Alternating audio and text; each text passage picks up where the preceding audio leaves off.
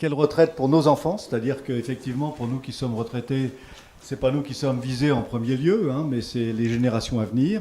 Sous-titré donc une retraite universelle, un financement contributif et solidaire. Donc je présente le conférencier Gérard Lucas, qui a fait sa carrière au CEA après avoir été chercheur et professeur de physique nucléaire à Centrale Paris, et il a dirigé un centre du CEA dans le cadre de la direction des applications militaires, et il a été ensuite DRH au niveau national du CEA DAM.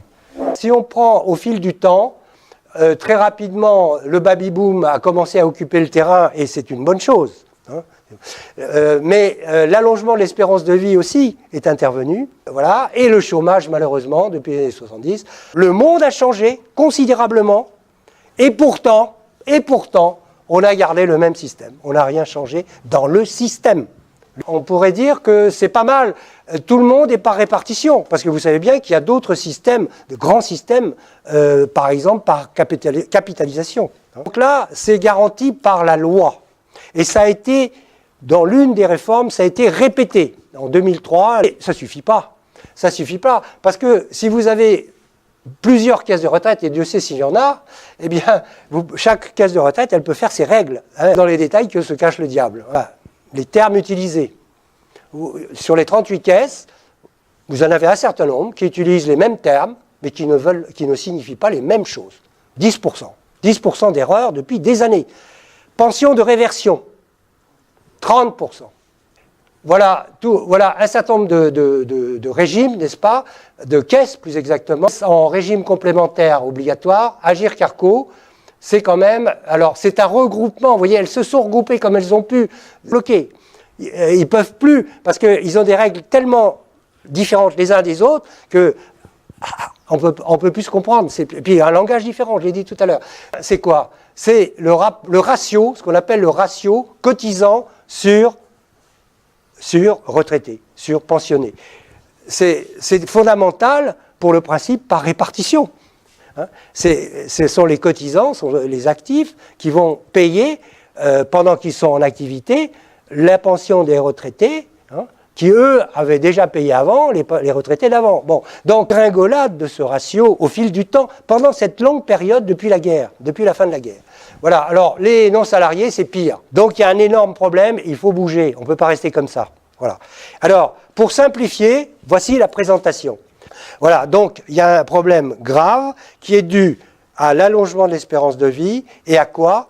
Ben, à un blocage de ce qu'on appelle l'âge de départ en France. Voilà. Je résume, 38 caisses, les actifs cotisent aujourd'hui.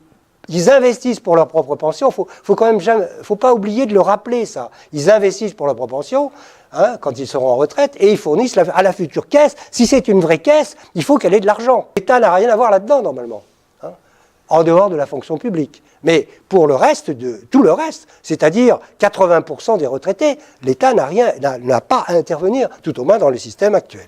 Si vous avez plus de retraités, parce que l'âge de la retraite n'a pas bougé et l'espérance de vie augmente, ben à un moment donné, c'est l'asphyxie. Quels sont les moyens, quels sont les 3 leviers d'une caisse par répartition? Eh bien, vous avez le temps, alors, durée de cotisation ou âge de départ, puis alors les deux autres, ben, c'est le taux de cotisation des actifs et le montant des pensions. Le taux de cotisation des actifs, il est maintenant le même partout. Ça n'a pas toujours été le cas, hein. Maintenant, tout le monde est à 10% au niveau de la cotisation salariale. Où on en était au départ? 6 à 8 actifs pour un retraité. Il y a un problème. À vouloir ne pas bouger comme ça, eh bien, on est en train de se suicider. Alors, voilà. Ben, écoutez, j'ai un peu anticipé, mais vous voyez, tout est là. Âge départ figé, espérance de vie qui varie et qui augmente. Tant mieux. Alors, la pyramide des âges, voilà, on y va et regardez comme elle est belle, parce qu'elle est belle. Hein, elle est belle, en ce sens que nous avons la chance d'être dans un pays où ce n'est plus une pyramide. Il faut l'accepter, c'est tout, c'est simple. Mais par contre, il faut être moins rigide sur cette question de l'âge. Alors, quelques chiffres aussi pour fixer les idées. Actuellement, l'ensemble des pensions en France, c'est pratiquement 800 millions par jour. C'est 13,5% du PIB. les besoins de financement prévisibles en 2020, compte tenu de la situation, si on ne change pas, c'est 25 milliards par an.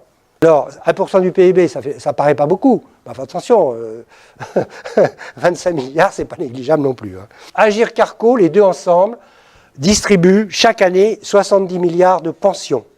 Pensions complémentaires, hein, retraites complémentaires. Depuis 2010, ils perdent 3 milliards par an. Mais il faut faire quelque chose.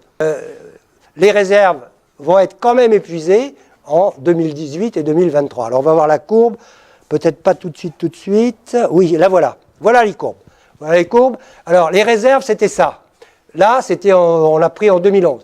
Bon, en réalité, grâce à la réforme de 2010, qui a pourtant fait couler de l'encre, parce qu'il y a eu 1 million de personnes dans la rue, etc.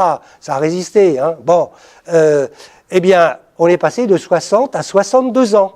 Et le 60 à 62 ans, eh bien, il a fait que la courbe bleue, elle coupe plus ici, mais elle coupe là, et la rouge, elle coupe là. Et c'est le seul choix que nous avons, parce que je vous rappelle les 3 leviers. Les 2 autres, c'est quoi? Les cotisations et les pensions. On ne baissera pas les pensions, enfin on ne souhaite pas. Et les cotisations, je vous signale au passage qu'elles sont augmentées discrètement, sans que les gens s'en rendent compte. Bon. La valeur du point à l'achat est plus forte qu'à la vente, entre guillemets. C'est-à-dire quand vous touchez la pension. Eh oui, c'est forcément lié. Mais là, il y a un résumé en courbe de la baisse de pouvoir d'achat des pensionnés, des retraités d'Agir Carco. Qu'est-ce qui s'est passé? Là, vous avez les salaires. Regardez, les salaires. Là, là vous avez les prix. Les prix, c'est l'axe médian. Hein, on se cale par rapport au prix.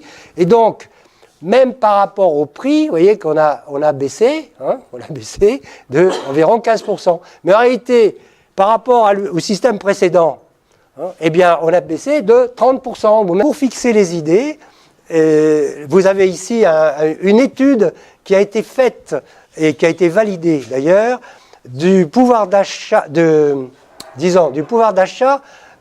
retraités en 2016.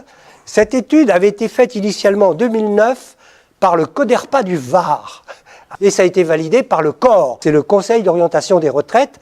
Eh bien, l'ensemble de tout ça fait que vous avez 54% des retraités qui sont en pouvoir d'achat, en revenus en dessous du SMIC. 54%. Et puis 5% en dessous du minimum vieillesse. Donc moi je dis ça, c'est pas vrai. Voilà. Les retraités ne sont pas des nantis. C'était vrai, ça n'est plus vrai.